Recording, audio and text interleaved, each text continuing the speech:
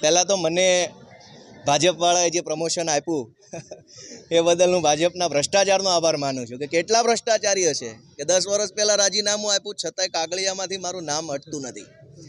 એટલે આ એક કહેવાય કે બેદરકારીનો, ગેરવહીવટનો, ભ્રષ્ટાચારનો કે નિષ્કાળજીનો કેટલો ઉત્તમ દાખલો છે કે 10 વર્ષ પહેલાં જે માણસ ખાતામાંથી નીકળી ગયો છે એનું નામ તમે હજુ કોમ્પ્યુટરમાંથી ડિલીટ નથી કરી શક્યા તો બીજું તો શું કરવાના હશો. એટલે ઠીક છે, એમણે જે કાંઈ ખુલાસો આપ્યો એ મેં વાંચ્યો નથી, હું કોર્ટના કામમાં વ્યસ્ત હતો એટલે મને ખ્યાલ નથી શું લખ્યું છે. પણ આ ન થવું જોઈએ. જે માણસે રાજીનામું આપ્યું છે એનું નામ કાગળ ઉપર આવવું જ શું કામ જોઈએ?